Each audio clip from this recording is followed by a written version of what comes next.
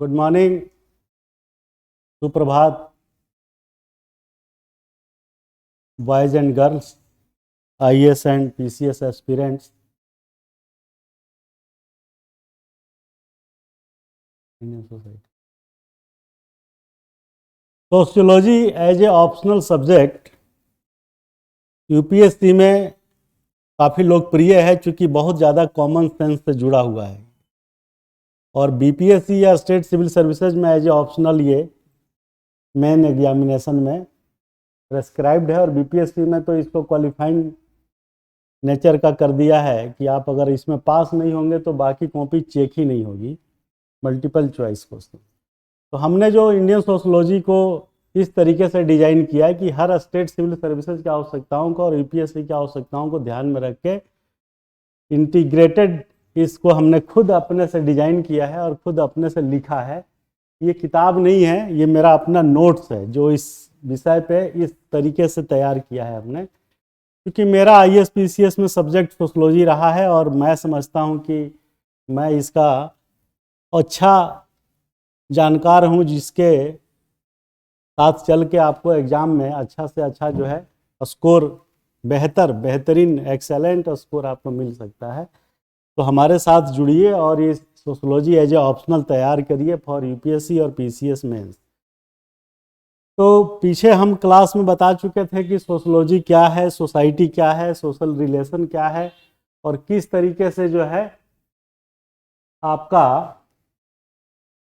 आपकी तैयारी किस तरीके से सोशियोलॉजी पे हो सकती है, ये चीज़ हमने जो है पीछे बताई है। तो काफ़ी डार्क आ रहा है, उधर देखो, उसमें काफ़ी डार्क है ना, बहुत ज़्यादा डार्क है।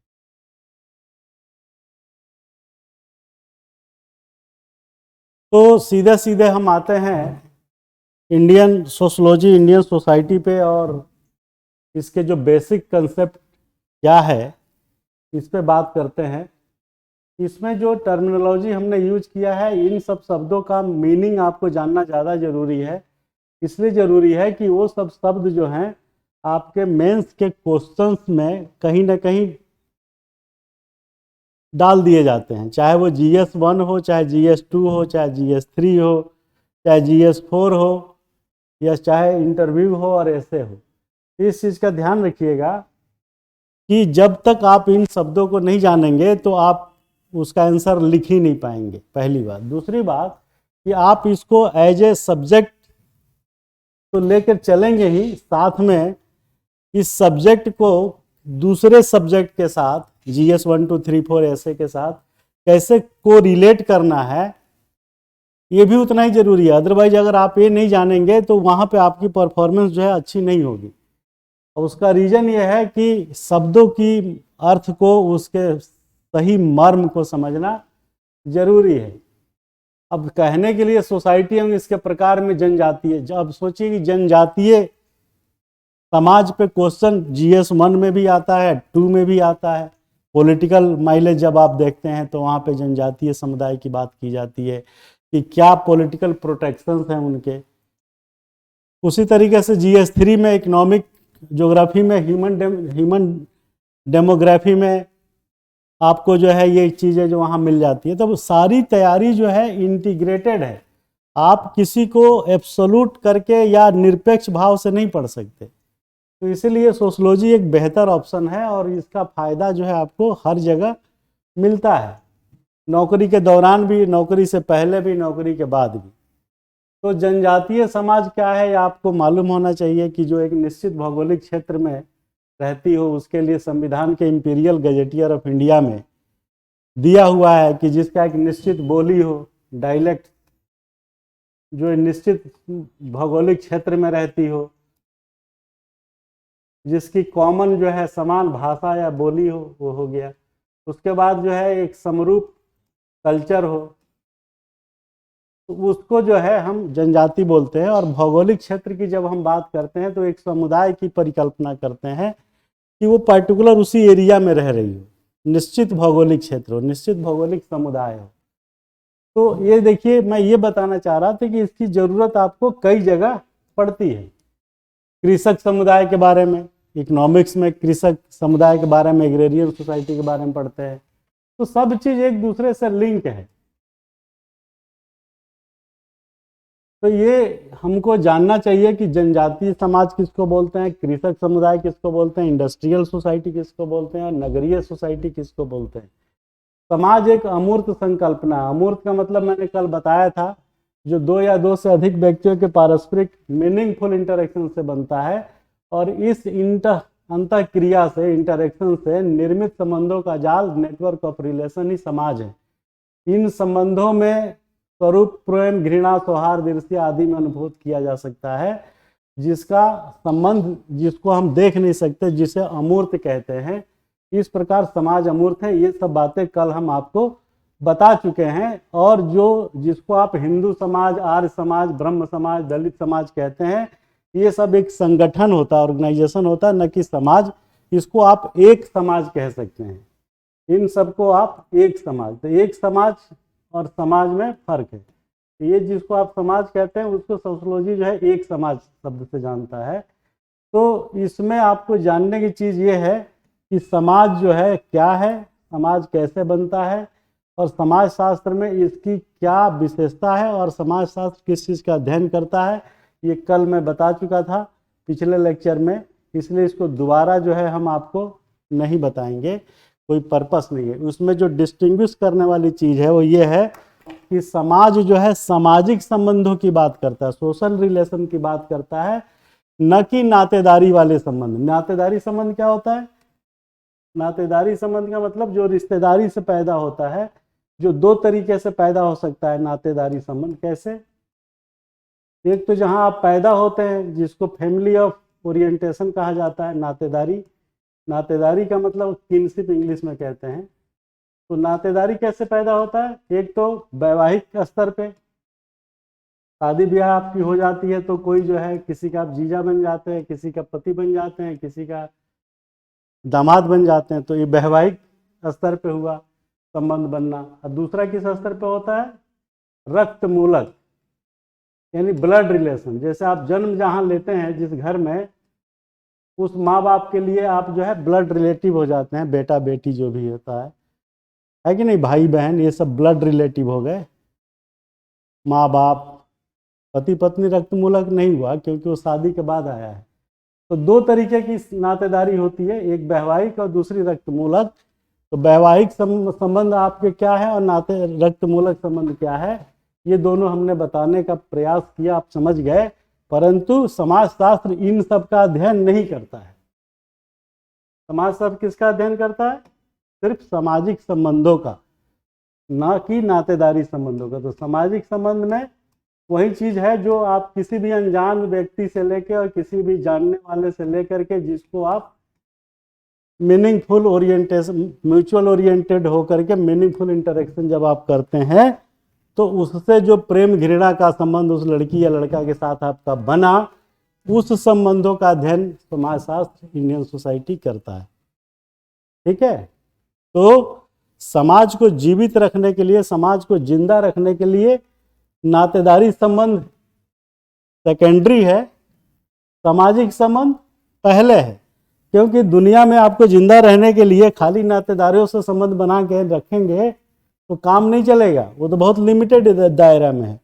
तो सामाजिक संबंध बनाना, समाज के लोगों के साथ मीनिंगफुल, अर्थपूर्ण ढंग से अंतः क्रिया करना, बातचीत करना, सबसे प्रेम व्यवहार बना के रखना, ये जो है सामाजिक संबंध है। और इसी नेटवर्क को समाजशास्त्र अध्ययन करता है।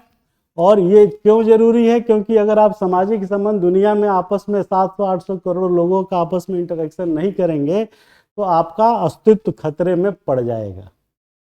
आप सोचे कि मैं किसी राजा महाराजा के घर पैदा हो गया, मुझे कहीं भी जाने की जरूरत नहीं है, 10 बीघे का प्लॉट में घर बना है और साहब हमारे इतने नौकर चाकर हैं, मुझे किसी की ज़रूरत नहीं है किसी से बात करने की। तो यकीनन आपका वो दिन जो है बहुत जल्दी आएगा जब सब कुछ सर्वनाश हो चुका होगा। तब आपको समझ में आएगा कि चादर में आग तो पहले लग चुकी थी, मेरे सिरहाने तक आते आते इतना टाइम लग गया। दुनिया में जितना हिस्ट्री में पढ़ते हैं आप कि जितनी क्रांतियाँ हुई या जितने सत्ता परिवर्तन हुआ, वो क्यों हुआ? क्योंकि जो सत्ताधारी व्यक्ति था वो इसी घमंड में, इसी गरूर में रहता था कि मुझे किसी की जरूरत नहीं है, मैं तो सर्वस्व हूँ, संप्रभु हूँ, मैं राजा हूँ। दूसरे पड़ोसी राजा ने आके ठोक दिया उसको, तब वो चिल्ला रहा है, कोई बचाने नहीं गया पड़ोसी, क्योंकि किसी का संबंध आपके साथ था ही नहीं। तो भैया सामाजिक संबंध क्यों जरूरी है? समाज को जिंदा रखने के लिए, अन्यथा समाज का जो है सत्यानाश होना तय है। और समाज कोई अपने आप दिखाई नहीं पड़ता, वो आप और हम बनाते हैं संबंध, वही संबंध है। अगर आप सोचिए कि लोगों के आपसी संबंध न हो तो ना व्यापार चल सकता है, ना कोई संगठन चल सकता है, ना कोई आर्थिक गतिविधि होगी, ना कोई राजनीतिक गतिविधि होगी, तो सब तो शून्य हो जाएगा ना। कितना बड़ा एक्टिविटीज है, कितना बड़ा संगठन है, कितना बड़ा व्यक्ति है, कितना बड़ा कोई ऑर्गेनाइजेशन है, अगर वो किसी के साथ इंटरेक्ट नहीं करता है, मल्टीप्लाइड जीरो कर देता है, तो जीरो से मल्टीप्लाई करने के बाद ये सब भी जीरो हो जाएगा। सीधा सा गणित है। आप अपने आप के अलूफ करके देख लीजिए, कमरे में बंद करके, अगर एक्सपेरिमेंट करना हो तो। इस पे एक एक्सपेरिमेंट भी हो चुका है। एक बच्चे को 2 साल के 1 साल के बच्चे को कमरे में रख दिया गया, ताला लगा दिया गया, बाहर से लोग सिर्फ खाना उसको डाल देते थे। जब वो 10 साल के हुआ तब तक उसको चलना जो है नहीं सीखा, न बोलना सीखा, ना वो शौच सीखा, जानवर की तरह ही जो है वो हाँ वही करता रहता था। तब आप सोचिए कि समाज का कितना बड़ा रोल है आपकी ज़िंदगी को कामयाब बनाने में, आपकी ज़िंदगी को बेहतरीन बनाने में और संसार को जीवंतता प्रदान करने में। अगर ये सामाजिक संबंध गायब हो जाए सोसाइटी से तो ना हिस्ट्री बचेगी, ना पॉलिटिक्स बचेगा, ना इकोनॉमिक्स बचेगा, ना फिलॉसफी बचेगी, ना साइकोलॉजी बचेगा, क्योंकि अल्टीमेटली वो व्यक्ति ही है, वो लोग ही हैं, वो जनमानस ही हैं जो आपसी बातचीत के दरमियान आपसी बातचीत करके उसको जिंदा रखे है। और उस बातचीत का रिजल्ट चाहे प्रेम हो चाहे घृणा हो। तो कहते हैं ना कि तुम मुझे याद तो रखोगे ही, चाहे दिमाग में रखो चाहे दिल में रखो। तो अगर झगड़ा भी हो गया है कि नहीं, गर्लफ्रेंड बॉयफ्रेंड वाला झगड़ा भी हो गया, तो लड़की जो है आपके दिमाग में घूमती रहेगी कि उसने मुझे विद्रोह करके छोड़ के भाग गई, यही ना आएगा भाव। तो कहते हैं ना कि तुम मुझे भूलो या न भूलो ये तुम्हारी मर्जी है, लेकिन मैं तुम्हें दिमागों में बसा के रखूंगा, ये मेरी मर्जी है। तुम मेरे नाम से बदनाम ही सही, कम से कम लोग जान तो गए। तो ये सब चीज़ें जो है समाज में जो प्रचलित है वो स्वाभाविक है। तो आप ये मत समझे कि हम अलूफ रह करके जिंदा रह लेंगे, गलतफहमी है। अभी कमरे से बाहर जाइएगा चाय पीने तो वहाँ भी इंटरेक्ट करना पड़ेगा, चाय अपने आप चल के नहीं आएगी यहाँ पे। अगर आपको पढ़ाई करनी है तो आपको चल के स्कूल जाना ही पड़ेगा, स्कूल चल के आपके घर ऑनलाइन आ जाएगा, लेकिन एग्ज़ाम देने के लिए जाना ही पड़ेगा, एग्ज़ाम भी ऑनलाइन घर आ जाएगा, तो नौकरी करने के लिए जाना पड़ेगा, और नौकरी भी वर्क फ्रॉम होम आ जाएगा तो वो बहुत दिन तक टिकेगा नहीं, चूँकि वो अमूर्त रूप में दिखाई पड़ता है। तो कहने का मतलब यह है कि समाज शास्त्र का अध्ययन क्यों जरूरी है और सामाजिक प्रक्रिया के तहत इसकी क्या उपयोगिता है, ये मैंने आपको बिल्कुल देसी अंदाज में समझाने का प्रयास किया, जिससे आप समझ जाएं कि सामाजिक संबंध क्यों जरूरी है। सृष्टि की रचना के साथ ही अंतःक्रिया जो इंटरेक्शन है वो क्यों मीनिंगफुल जरूरी है। अदरवाइज समाज का अस्तित्व खतरे में पड़ जाएगा और सारी विकास की गति जो है धीमी पड़ जाएगी। तो ये सब चीज़ें आपको जानना जरूरी है, जिससे जो है आप समाजशास्त्र एज ए ऑप्शनल अच्छा लिख सकें। और इसमें खुशी की बात यह है कि ये नोट्स हमारे द्वारा खुद के द्वारा बनाया हुआ है, टेस्टेड है, क्योंकि इसी बेस पे हमने जो है 6 PCS और IAS का एग्ज़ाम फाइनली क्वालिफाई किया है। तो इसमें 2-4 शब्द और है जिसको आप जान लीजिए। संस्कृति, संस्कृति का क्या मतलब होता है? संस्कृति का मतलब होता है, सिंपल याद रखिए, बहुत छोटा डेफिनेशन में बता रहा हूँ, सीखा हुआ व्यवहार। इतना आसान भाषा में कहीं आपको सीखने को नहीं मिलेगा, सीखा हुआ। इसीलिए लोग फिजिक्स, केमिस्ट्री और कंप्यूटर इंजीनियरिंग पढ़ने के बाद भी इंजीनियरिंग के सब्जेक्ट और साइंस के सब्जेक्ट एग्जाम में नहीं लेते हैं, क्योंकि वो चुनौतीपूर्ण होता है, उसमें एक क्वेश्चन गलत हुआ तो मल्टीप्लाइड बाई 0 हो जाएगा। इसमें थोड़ा बहुत दाएं बाएं भी लिखिएगा तो 10 में 5 नंबर 4 नंबर दे देता है। तो संस्कृति क्या है? सीखा हुआ व्यवहार है, लर्नड बिहेवियर, जिसको इंग्लिश में कहते हैं लर्नड बिहेवियर। ठीक है, ये है। तब सीखा हुआ व्यवहार सीखते कैसे हैं? जानवर में और इंसान में सिर्फ इतना ही फर्क है कि जानवरों का व्यवहार क्या होता है? सीखा हुआ नहीं होता है, वो वंशानुगत होता है। अगर आपको कभी गांव में देखने को मिले तो जब भैंस या गाय का बच्चा पैदा होता है तो आपने देखा होगा वो पैदा होते ही उठ के खड़ा हो जाता है और दूध पीने के लिए चल देता है। और आदमी का बच्चा पैदा होता है तो कभी उठ के खड़ा होगा? नहीं हो सकता। तो इसीलिए जानवरों में संस्कृति नहीं होती है, क्योंकि उनका जो भी व्यवहार है वो हेरिडिटरी, पैदा होते ही वंशानुगत प्राप्त हो जाता है। इसीलिए जानवरों में संस्कृति नहीं होती भाई, ध्यान रखना। पशुओं में संस्कृति नहीं होती है, क्योंकि संस्कृति सीखा हुआ व्यवहार है और उनका जो व्यवहार है वो वंशानुगत होता है। तो ये याद रखिएगा, संस्कृति जो है क्या है? जो कुछ आप सीखते हैं मानव समाज में वो सब कल्चर है। जो भी आप सीखते हैं, अच्छा बुरा, पॉजिटिव नेगेटिव, ये जो भी आप सीखें वो सब आपका सीखा हुआ। तो समाज की विशेषता क्या कह रहा है कि जन्मजात सदस्यता होती है। सही बात है, आप पैदा होते ही जिस समाज के सदस्य बन जाते हैं। सर्वव्यापक एक्सटेंसिव कल्चर होता है, ये भी सही है। ये विशेष प्रकार का अमूर्त समूह है जो दिखाई नहीं पड़ता है, अमूर्त। समानता है और असमानता भी है, कोई राजा है, कोई रंक है, कोई चपरासी है, कोई कलेक्टर है। सजातीयता, समानता की चेतना, मतलब सब लोग मानव जाति के ही है, ऐसा आपके जो चैतन्य मन में, ऐसे कॉन्शियस माइंड में ये चीज जो है रहती है।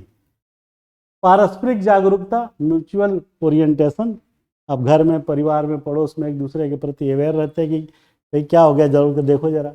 अभी रोड पे हल्ला होने लगे या 2-4 फायर पटाखे हो जाए तो हर आदमी निकल के देखेगा, अरे क्या हो गया यार, बम तो नहीं फोड़ दिया, किसी का मर्डर तो नहीं कर दिया, किसी गोली तो नहीं चला दिया। तो पारस्परिक जागरूकता है। कन्फ्लिक्ट है, संघर्ष है, कोऑपरेशन भी है, इंटरडिपेंडेंस भी है। सफाई वाला सफाई नहीं किया, हम उस पर निर्भर हैं। चाहे आप साइंटिस्ट हो, चाहे इंजीनियर हो, चाहे डॉक्टर हो, सफाई वाले के काम पे आप डिपेंडेंट है, वो आप पे डिपेंडेंट है कि आप तनख्वाह देते हैं। तो परस्पर जो है डिपेंडेंस जो होता है, अन्योन्याश्रितता, हिंदी बड़ी कठिन है, इंटरडिपेंडेंस याद रखिए। परिवर्तनशीलता, चेंज भी होता रहता है। आज आपका जो संबंध जिस व्यक्ति के साथ है, जरूरी नहीं कि जीवन भर उसके साथ बने, पत्नी भी क्यों ना हो तो उससे भी लोग तलाक ले ही लेते हैं। तो कोई चीज़ जो है फिक्स्ड नहीं है। आज बाप के साथ संबंध अच्छा है, कल को बिगड़ भी सकता है। तो भाई के साथ संबंध अच्छा है, बुरा हो सकता है, बुरा है। मतलब ये सब चीज़ें जो है डायनेमिक है। व्यवहारों का अंतर संबंधित व्यवस्था, inter related system of behaviour है। स्वतंत्र, परंतु इस अर्थ में नहीं कि आर्थिक रूप से आत्मनिर्भर ही हो, इंडिपेंडेंट है सोसाइटी, लेकिन ये जरूरी नहीं कि इकोनॉमिकली जो है इंडिपेंडेंट ही हो। तो ये जो है समाज के बारे में आपको पता है, ये कोई बहुत बड़ा रॉकेट साइंस नहीं है। और आगे चलते हैं तो समाज के डिफरेंट वेराइटीज़ हैं, प्रकार हैं। तो ये सब जो अलग अलग थिंकर के हिसाब से दिया है कि कौन किसने क्या कहा है, ये पीटी के लिए सबसे ज़्यादा इम्पोर्टेंट है। जो बीपीएससी का पीटी में ये क्वेश्चंस आएगा कि फलाने चिंतक के हिसाब से जो है समाज का कौन सा प्रकार है। तो भैया मल्टीपल चॉइस के लिए ये बहुत ज़रूरी है, ये याद रखिएगा। और मल्टीपल चॉइस वाले के बाद डिस्क्रिप्टिव में अगर आप जाएंगे तो इसके शब्दों की ज़रूरत जो है पड़ेगी। शब्दों की ज़रूरत इसलिए पड़ेगी कि इस पर क्वेश्चन सोशियोलॉजी के अलावा भी डिराइव होगा ऐसे में और यूपीएससी के जीएस फर्स्ट में कि ऑर्गेनिक सोसाइटी पूछ देगा कि सावई समाज, ये जैसे दिया है, इसका मतलब आप पहले जान लीजिए, मैं बता देता हूँ। ये मैकेनिकल और ऑर्गेनिक सॉलिडरिटी का मतलब सिंपल है। ऑर्गेनिक का मतलब क्या होता है? जो आपके ऑर्गन्स है बॉडी के, वो सब एक दूसरे के साथ लिंक है। कोई भी ऑर्गेनिज्म है, कोई भी जीव है, ये ऑर्गेनिज्म से ही बना है। ऑर्गेनिज्म मतलब जीव, सावय है। तो कोई भी एक जीव है, सपोज आदमी को ले लीजिए, तो कैसे है वो, मैन या वुमेन, वुमेन जो भी, पीपल लिख दीजिए, ज़्यादा बढ़िया है। तो आप बताइए कि एक जीव है, कोई भी पर्सन, तो इसका स्ट्रक्चर क्लियर है भाई, ये इसका स्ट्रक्चर है। आदमी को बना दीजिए, तो ये हर चीज़ जो है फिक्स्ड है, हाथ है, नाक है, कान है, मुंह है, ये सब चीज़ें। तो एक स्ट्रक्चर जो है, जो भी जीव है उसका एक स्ट्रक्चर है, संरचना है, और संरचना व्यवस्थित ढंग से जो चीज़ जहाँ पे होनी चाहिए वहीं है। तो ये हो गया स्ट्रक्चर। तो ऑर्गेनिक का मतलब क्या हुआ कि जो ये जीव है उसके सारे स्ट्रक्चर जो है एक दूसरे के साथ क्लब्ड है, लिंक है। कोई भी स्ट्रक्चर अपने आप काम नहीं करता है। तो उस स्वरूप में दुर्खिम ने ऑर्गेनिक सोसाइटी की बात किया कि समाज भी एक जीव की तरह है, हर आदमी हर अंग के रूप में विद्यमान है, और उन सबका काम एक दूसरे से लिंक है। अगर सफाई वाला है तो उसका सफाई से है, साइंटिस्ट है तो उसका विज्ञान रिसर्च से है। अगर वो ये नहीं करेगा तो वो दूसरा प्रभावित होगा। उसका लिंक जो है किसी दूसरे डिपार्टमेंट से है, दूसरे घर से है, दूसरी फैमिली से है। तो वो सारी एक्टिविटी जो एक व्यक्ति करता है वो सब मिल के एक सावयी का रूप देता है, एक यूनिट के रूप में रिफ्लेक्ट होता है। उसी तरीके से सोसाइटी का स्वरूप हमने बताया। तो क्वेश्चन कैसे पूछेगा कि समाज का अस्तित्व, सामाजिक अस्तित्व या समाज का अस्तित्व किस तरीके से सावयी है, समाज की संकल्पना सावयी रूप में कैसे है, ऑर्गेनिक इंग्लिश में। तो ये क्वेश्चन बन जाएगा। अब आप ऑर्गेनिक का मतलब जब जानेंगे तभी आप लिख पाएंगे। दूसरा क्वेश्चन पूछ देगा इकोनॉमिक्स में कि इकोनॉमिक सॉलिडेरिटी के लिए समाज में सोशल सॉलिडेरिटी ऑर्गेनिक रूप में कैसे जरूरी है, ये ऐसे क्वेश्चन पूछ देगा। मैकेनिकल का मतलब क्या हुआ कि यंत्रवत, मशीन की तरह है, जो चीज़ जहाँ है फिक्स अपना अपना काम कर रही है। तो ये सब शब्दों का अर्थ जब जानेंगे आप, तभी आप क्लियर जो है चीज़ों को समझ पाएंगे। बेकर के हिसाब से देखिए, पवित्र और अपवित्र की बात करता है, सेक्रेट एंड धर्मनिरपेक्ष या लौकिक, लोक समाज, नगरीय समाज, जनजातीय समाज, मुक्त, खुला, जटिल समाज। अब देखिए ये टर्म जो है आपके मेंस में ऐसे पूछेगा कि क्या कृषक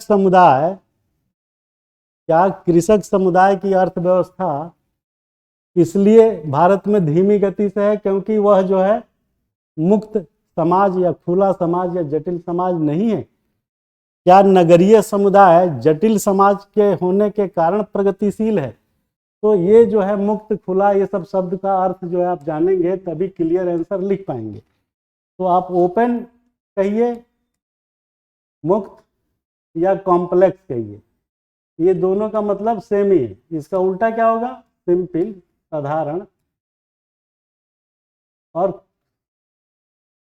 सिंपल, साधारण, और इसका ओपन। ये ओपन सोसाइटी, ये कॉम्प्लेक्स, ये यहाँ पे नहीं लिखना चाहिए मुझे।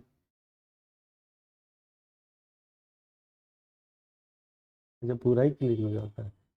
तो कहने का मतलब यह है कि ये मुक्त, खुला और जटिल जो है, इसका मीनिंग एक ही है, कॉमन है। ओपन है, कॉम्प्लेक्स है, जैसे नगरीय समाज है, और जनजातीय समाज जस्ट इसके उल्टा है।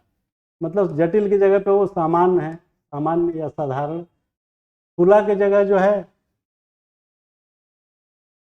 बंद है।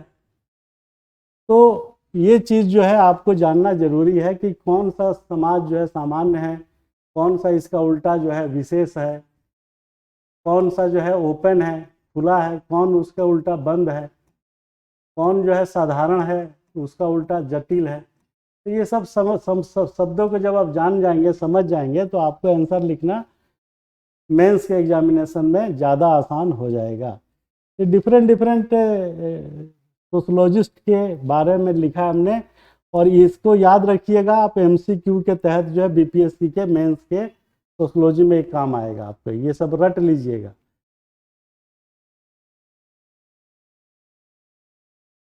तो इसके बाद हम आते हैं चैप्टर नंबर 2 पे, कि हम जो है आदिम समाज और सभ्य समाज को कैसे कैटेगराइज करेंगे।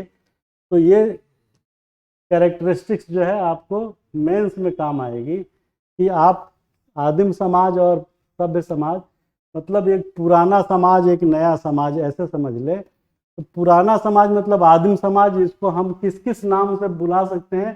तो आंसर लिखने के समय क्वेश्चंस में भाव रहता है कि सरल समाज, या परंपरागत, या बंद, यांत्रिक, लोक, ग्रामीण, अनौपचारिक, समजातीय, होमोजेनेटिक। ये सब का मतलब ही सिंपल भाषा में है कि पुराना समाज, पहले का समाज, सभ्यता के शुरुआत का समाज। ठीक है, तो कोई भी शब्द दे कंफ्यूज मत होइए, इसको इतने नामों से बुलाइएगा क्वेश्चन में, और आंसर उसका सबका कॉमन ही होगा। कुछ भी बोल सकता है कि यांत्रिक समाज में क्या विशेषता है, या यांत्रिक समाज की आर्थिक गतिविधियां पिछड़े होने के लिए भारत में क्या रीजन है, ये सब चीज़ें जो है उसमें रहेंगी। उसी तरीके से जस्ट इसका उल्टा है सभ्य समाज, सिविलाइज सोसाइटी जिसे कहते हैं। इसको हम जटिल कह सकते हैं, आधुनिक कह सकते हैं, ओपन कह सकते हैं, ऑर्गेनिक कह सकते हैं, नगरीय, औपचारिक, विषम जातीय। इतने नामों से आपको क्वेश्चन जो है सेट करके दे देगा, लिख देगा कि विषम जातीय समाज में आर्थिक प्रगति के क्या कारण है। अब आप सोचिएगा विषम जातीय समाज किसकी बात कर रहा है, तो कष्ट होगा ना। जब तक आप उस शब्द का मीनिंग नहीं जानिएगा आप आंसर नहीं लिखिएगा।